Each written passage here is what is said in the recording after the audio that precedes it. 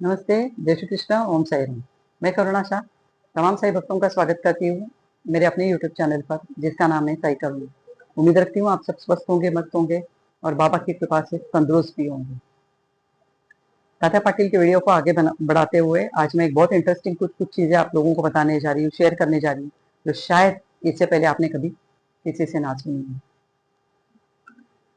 तात्या पाटिल घर में भी इकलौती संतान थे बैजा माँ की, और वहां से भी उन्हें बहुत लाड प्यार मिला करता था। और बाबा के तो वो बहुत बहुत ज्यादा लाडले थे, बहुत ज्यादा प्यार और दुलार बाबा की तरफ से भी उन्हें मिल रहा था। तो इन सब के चलते वो थोड़े से जिद्दी, थोड़े से स्टबन टाइप हो गए थे, और अधिकतर अपनी मन की किया करते थे। कई बार बाबा उनसे कहते कि ये ना कर, तो तात्या पाटिल ने करना ही करना है, जब वो बच्चे हुआ करते थे। पर बड़े होने के बाद भी ये स्टबननेस उनके अंदर कायम थी। शिरडी के लोगों का एक रिवाज था कि बाहर गांव जाने से पहले या बाहर कहीं निकलने से पहले बाबा की आज्ञा लिए बगैर वो कभी नहीं निकलते थे। तो इसके तहत तात्या पाटिल भी कहीं जाना हो तो बाबा की आज्ञा लेने के लिए द्वारका माई जरूर आया करते थे। तो उस वक्त मोड ऑफ ट्रांसपोर्ट ऐसा कुछ था नहीं, तो बैल बंडियों से या घोड़ों से या बगियों से निकला करते थे लोग। तात्या पाटिल के पास में भी उन दिनों काफी घोड़े थे, करीब करीब 100 घोड़े का तात्या पाटिल के पास में उन दिनों थे। और उनके पास में बग्गी भी हुआ करती थी, टांगा भी हुआ करता था। तो उन्हें कहीं जब जाना होता था तो घोड़े को जोड़कर वो तांगे में बैठकर बाबा के पास आया करते थे, और बाबा से आज्ञा लेके जहाँ काम के लिए जाना हो वहां जाया करते थे। अब एक वक्त उन्हें कोपरगांव के बाजार जाना था, कुछ काम से कुछ चीजें लेने के लिए। अब वो कई बार बाबा से रिलेटेड चीजें, क्योंकि बाबा की द्वारका माई की और चावड़ी की भी सारी जवाबदारी उन्हीं के ऊपर थी, तो कई बार बाबा के काम से भी जाया करते थे, कभी खुद के पर्सनल काम से जाया करते थे, कभी गांव के पाटिल होने के चक्कर में, कभी गांव के किसी काम से भी वो तहसील जिले में जाया करते थे। एक दिन उन्हें कोपरगांव जाना था, तो वो बाबा से परमिशन लेने के लिए आया, और बाबा ने उन्हें परमिशन नहीं दी। बाबा ने उनसे कहा कि तात्या तू अभी मत जा। अब मैंने जैसे आपको बोला तात्या जिद्दी थे, तो तात्या ने पूछा मैं अभी क्यों ना जाऊँ बाबा। बाबा नहीं, एक्चुअली वो मामा कहते थे, बाबा मामा मैं अभी क्यों ना जाऊं। तो उन्होंने कहा कि बस तू अभी ना जा, और इतनी जिद कर रहा है तो जाना है, तो तू किसी को अपने साथ लेकर जा। अब फिर ये अड़ियल टट्टू अड़ गए। उन्होंने कहा कि बाबा मैं किसी को लेकर क्यों जाऊं, अभी मैं छोटा बच्चा थोड़ी हूँ। अब मैं जा सकता हूँ अकेला, और मैं जा रहा हूँ अकेला, और मैं किसी को लेकर नहीं जाऊंगा अपने साथ। और वो बिना सुने बाबा को इग्नोर करके कोपरगांव की ओर बढ़ भी गए। अब कोलार गांव तक, मतलब कुछ ही किलोमीटर दूर शिरडी से वो पहुंच चुके थे, और अचानक उनका टांगा पलटी हो गया, पलट गया पूरा। और टाटा पाटिल बुरी तरह से नीचे गिरे रोड पर, और फिर उन्हें चोट भी आई। तुरंत उन्हें साई माऊली याद आ गई कि बाबा ने मुझे मना किया था, और उसके बावजूद मैं आया हूं, तो ये होना था, इस वजह से बाबा मुझे रोक रहे थे शायद, पर मैंने बाबा की नहीं सुनी। अब आसपास के लोग जमा हो गए, वो आए तुरंत, उन्होंने तात्या को उठाकर साइड में किया, और वो घोड़ा और टांगा खड़ा किया, वापस फिक्स किया, और फिर तात्या बैठे हैं, और तात्या रिटर्न फिर वापस शिरडी आ गए। और शिरडी आते ही वो फिर पहले द्वारका माई गए बाबा से मिलने के लिए, और उनका इतना सा चेहरा बता रहा था सारी कहानी, और बाबा तो खैर अंतर्ज्ञानी थे, उन्हें सब मालूम था कि क्या हुआ है। तो बाबा ने उनको देखकर कहा कि मैंने तुझे मना किया था ना कि जाने के लिए, फिर भी तू नहीं सुना ना मेरी बात। अब आया तेरी बात समझ में। तो तात्या ने कहा हाँ हाँ ठीक है ठीक है। और फिर धीरे से उनको सॉरी बोला और निकल गए। पर वो सॉरी है ना, कुछ थोड़े से समय के लिए हुआ करता था तात्या का, फिर कुछ ऐसा होता था, फिर तात्या भूल जाया करते थे। एक एकादशी के सम, समय पर वो बाबा के पास आया, और बाबा से कहा कि बाबा मैं पंढरपुर जाना चाहता हूँ। बाबा ने कहा तात्या कोई जरूरत नहीं है अभी पंढरपुर जाने की। पर वो तात्या थे, वो सुनने वाले तो थे नहीं। तो उन्होंने कहा नहीं बाबा मैं जाऊंगा, और मुझे जाना है। ऐसा कहकर वो फिर घोड़ा लेकर निकल गए, टांगा लेके। अब वो शिरडी के पास में साउड़ विहीर था, वो साउड़ विहीर तक पहुंचे, और अचानक वो घोड़े का जो कमरबंद वाला बेल्ट होता है ना, वो बेल्ट उलझ गया, और वो तात्या को गोल करके तात्या के गले तक आ गया। बाबा यहाँ द्वारका माई में बैठे हुए थे और बाबा जोर जोर से चिल्लाने लगे, मेरे तात्या के गले को जकड़ा जा रहा है, मेरे तात्या के गले में फांस लग रहा है। इस तरह से जोर जोर से चिल्लाने लगे और तात्या अचानक नीचे गिर चुके थे। और भगवान हो का भला हो या समझिए कि बाबा का आशीर्वाद भरपूर उनके साथ में था। उस वक्त कोई अनहोनी घटना उनके साथ में नहीं घटी। और बाबा ने यहाँ से द्वारका माई से तुरंत लोगों को भेजा कि जाओ और तात्या को जिस हालत में होगा वैसे वापस लेकर आओ तुरंत। और फिर वो भक्त लोग जो थे वो पहुंचे और तात्या को लेकर वापस आए। फिर वही सॉरी सॉरी। अब फिर ऐसा एक मौका आया, उन्हें एक दिन एक बाजू के पड़ोस के गांव में जाना था नाम सप्ताह के लिए। और नाम सप्ताह में तात्या पाटिल की बहुत रुचि थी या बहुत प्रेम था नाम सप्ताह में। अब वो आके बाबा के पास में बोले, बाबा नाम सप्ताह के लिए जा रहा हूँ इस गाँव। तो बाबा ने उसको कहा, तात्या अभी मत जा, तू बाद में चला जाना। पर तात्या ने ही सुने। तात्या ने कहा, अभी क्यों ना जाऊं मैं, अभी मुझे जाना है नाम सप्ताह में, मैं जा रहा हूँ। ऐसा कहकर वो फिर बाबा की नहीं सुनी उन्होंने और फिर निकल गए। और वहां जाने के बाद में उस गांव में एक्चुअली नारू की बीमारी चल रही थी, नारू का एपिडेमिक चल रहा था।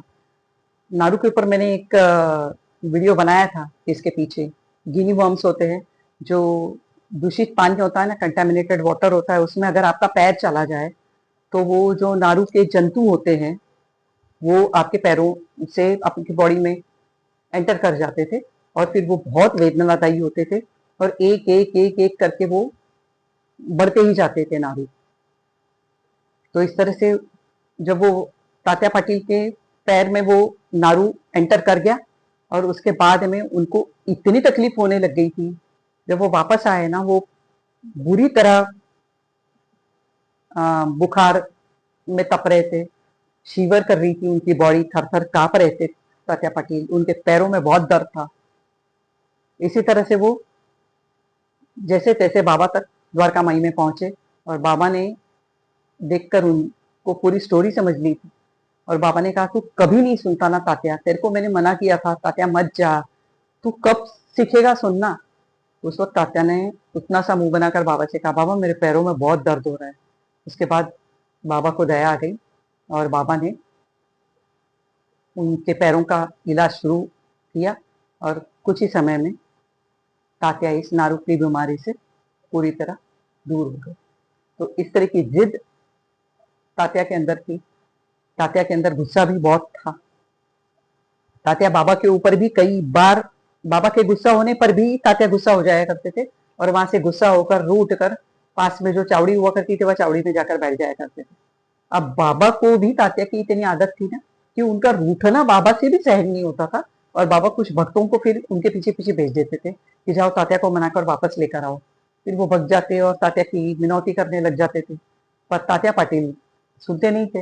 वो कहते थे कि अभी मैं नहीं आ रहा हूँ, आप लोग जाओ वापस और थोड़ी देर के लिए मुझे अकेला छोड़ दो। फिर ये लोग भक्त सारे बाबा के पास आते और बाबा को उनका मैसेज दे देते थे। फिर थोड़ी देर में बाबा वापस भेजते, जाओ जाओ तात्या को लेकर आओ, अच्छा नहीं लग रहा है मुझे तात्या का बुरा मानना। उसके बाद फिर वो लोग जाते और थक हार कर तात्या बाबा के पास वापस आ जाते थे और फिर एक दूसरे को देखने के बाद दोनों ही खुश हो जाया करते थे। अब एक और गुस्से वाला इंसिडेंट जो इन दोनों के बीच में हुआ था वो मैं आपको बताती हूँ। द्वारका माई के साथ कोई भी किसी भी तरह की छेड़छाड़ करे, ये बाबा को 1% भी रास नहीं आता था, पसंद नहीं आता था। अब उन दिनों क्या था, द्वारका माई में जब दोपहर की आरती हुआ करती थी या कोई उत्सव होता था या भक्तों की भीड़ जब ज्यादा होती थी तो कुछ लोग, अधिकतर औरतें जो होती थी वो ऊपर द्वारका माई में ऊपर रहा करती थी बाबा के साथ और जो जेंट्स थे वो सारे आंगन में खड़े हो जाया करते थे। और शिरडी की धूप तो वैसे ही बहुत भयानक है। भरी धूप में दोपहर की आरती के वक्त जेंट्स बिना चप्पल पहने हुए आंगन में खड़े होते थे, नीचे पैर जलते, ऊपर सूरज इस तरह से तपरा होता कि पूरी बॉडी को दाह या जलन महसूस होती थी। तो कुछ भक्तों ने, बड़े बड़े भक्तों ने ये सोचा कि क्यों ना इस छोटे से आंगन को एक रुख बांध दिया जाए, एक छत बांध दी जाए, ताकि हम सब जो भक्त है उनको धूप की से तकलीफ ना हो। अब बाबा के कान पे ये बात डाली जरूर गई कि इस तरह के छत बनाने का कार्यक्रम हम लोगों ने सोच के रखा है, पर बाबा ने उसकी तरफ बहुत ज्यादा तवज्जो उस बात पर नहीं दी थी। अब बाबा जब सुबह के रोज का नियम था बाबा का कि नाश्ता करने के बाद में बाबा लेंडी बाग अपने कुछ चुनिंदा भक्तों के साथ निकल जाया करते थे सैर करने के लिए। अब वो जो सुबह निकल जाया करते थे वो 10:30-11 के आसपास द्वारका माई में वापस लौटते थे। इसी बीच का समय इन लोगों ने चुना था उस काम को शुरू करने के लिए, इन भक्तों ने। अब कारीगर बुलाए गए, अब बड़े बड़े पिलर्स जो लोहे के खंबे थे वो बुलाए गए, और इस तरह से काम की शुरुआत हुई जब बाबा द्वारका माई से लेंडीबाग के लिए निकल गए। 2 घंटे बाद जब वापस बाबा लेंडीबाग से द्वारका माई वापस लौटे, तब उन्होंने देखा कि द्वारका माई के आंगन में एक पिलर, एक खंबा लोहे का फिक्स ऑलरेडी हो चुका था। बाबा आए और उन्होंने उनसे पूछा कि तुम सब लोगों ने मिलकर ये सब क्या किया हुआ है। तब भक्तों ने और तात्या पाटिल ने बाबा को समझाया कि छत बनाने का काम शुरू हो चुका है बाबा, और ये पिलर फिक्स किया हुआ है हम लोगों ने। उस दिन बाबा ने इन लोगों की ओर ज्यादा ध्यान नहीं दिया और अपने द्वारका माई में अपने आसन पर जाकर बैठ गए। दूसरे दिन सेम प्रोसेस बाबा के लेंडीबाग जाने के बाद शुरू हुआ, और एक दूसरा खंबा, दूसरा पिलर फिक्स हो चुका था, इरेक्ट हो चुका था। फिर जब वापस बाबा द्वारका माई में लौटे, तब उन्होंने दूसरा खंबा जब फिक्स किया हुआ देखा, उनके गुस्से की कोई लिमिट बाकी नहीं रह गई थी। इतना गुस्सा हो चुके थे वो, ईंटें फेंक कर लोगों को मारने लग गए, चिल्लाने लग गए, गालियां देने लग गए थे। और सब लोग जो थे ना, चाहे वो मजदूर हो चाहे वो भक्त हो, वो सब भाग चुके थे। तात्या पाटिल बाबा के हाथ लग गए, और एक हाथ से बाबा ने खंबा पकड़ कर जोर जोर से हिलाना चालू किया, और एक हाथ से तात्या पाटिल की गर्दन पकड़ी थी और उसको जोर जोर से हिलाना। मतलब दोनों हाथों से एक की गर्दन और वो खंबा हिलाना बाबा ने जोर जोर से शुरू किया, चिल्लाते गए, और जितनी ताकत थी वो सब लगा दी। और थोड़ी ही देर में बाबा ने वो खंबा उखाड़कर एक और फेंक दिया था, और तात्या पाटिल की गर्दन जब पकड़ के उनको हिलाते हुए दिखा ना, तो भागोजी शिंदे जो थे वो दौड़कर बाबा के पास आया और तात्या पाटिल को छुड़ाने की कोशिश करने लगे। तब बाबा ने ईंट फेंक कर उनको भी दे मारी थी। उसके बाद तात्या का जो साफा था ना, फेटा, जो तात्या रोज पहना करते थे अपने सर पर, उन्होंने वो, बाबा ने वो खींचा, वो निकाला और उसको धूनी के अंदर जलाने के लिए डाल दिया। अब तक तात्या पाटिल का धीरज का बांध है ना, वो पूरी तरह टूट चुका था, और तात्या पाटिल भी इक्वली गुस्से में आ चुके थे, और इतना ह्यूमिलेटेड फील कर रहे थे वो, इतनी शर्मिंदगी उन्हें हो रही थी कि इतने सारे लोगों के सामने आज ये दुर्दशा बाबा ने मेरी की है। तो उन्होंने उस वक्त चिल्लाकर बाबा से कहा कि बाबा, मामा, आपने मेरा फेटा जरी वाला जलाकर राख किया है आज धूनी के अंदर डालकर, तो आज के बाद मैं कभी भी साफा अपने सर पर नहीं पहनूंगा। उन्होंने मराठी में उस वक्त बाबा से कहा था, आजच्या नंतर मी नेहमी बोडकाच राहील, इसका मतलब मैं बेयर हेडेड रहूंगा, आज के बाद जिंदगी भर मैं कभी साफा नहीं पहनूंगा। और इस तरह से गुस्से में तमतमाते हुए वो वहां से अपने घर की ओर निकल गए। इतनी देर तक के जब तात्या ये सब बोल रहे थे, तब बाबा का धीरे धीरे धीरे धीरे गुस्सा अपने लेवल पर आ गया, कम हुआ, और उसके बाद बाबा को बहुत दुख हुआ कि आज मेरी वजह से तात्या को इतना ह्यूमिलिएशन फील करना पड़ा। उसके बाद तुरंत उन्होंने अपने जो भक्त थे आसपास, उनको आवाज दी, उनको बुलाया, वापस सारे लोग इकट्ठा हो गए, और बाबा ने उनसे कहा, जाओ और तुरंत जाकर एक जरी वाला फेटा खरीद कर लेकर आओ बाला शिंपी के यहाँ जाकर। और इस तरह से वो भक्त गया और वो जरी का फेटा खरीद कर लेकर आया तात्या पाटिल के लिए, और बाबा ने तुरंत अपने भक्तों को भेजा तात्या पाटिल को निभाने के लिए। और तात्या पाटिल इस बार बहुत ज्यादा गुस्से में थे, और उन्होंने साफ मना कर दिया कि आज के बाद में द्वारका माई कभी नहीं आई। और कई दिनों तक वो द्वारकामाई में सही में नहीं आए और बाबा सिर्फ उनकी राह देखते रहे। और बाबा बहुत दिल पर ले लिए थे इस बात को कि मेरी वजह से मेरे तात्या को इतनी तकलीफ हुई है। और बस बाबा राह देखते, अपनी भक्तों को भेजते उनको मनाने के लिए, पर तात्या पाटिल किसी भी तरह से मान नहीं रहे थे। आखिर कर काका साहेब दीक्षित जो थे, उन्होंने बीच बचाव किया और वो तात्या के पास गया और तात्या पाटिल से कहा, बस हो गया तात्या, अब अपना गुस्सा थूक दो और अब तुरंत दोबारा द्वारका माई आ जाओ, क्योंकि तुम्हारे बगैर द्वारका माई और चावड़ी में किसी भी रिचुअल्स में या किसी भी कार्य में वो धार नहीं है, वो असर नहीं है जो तुम्हारे रहते हो सकता है। तो अब सब गुस्सा भूल जाओ और दोबारा बाबा के पास मेरे साथ चलो। तात्या पाटिल इस बार मान गए, उनकी बात, उनका मान रखा उन्होंने। और वो भी तब तक शायद दिल से अपनी सारी बातें निकाल चुके थे और वो वापस द्वारका माई उनके साथ में आए। और उनको देखते ही बाबा की खुशी का कोई ठिकाना नहीं था।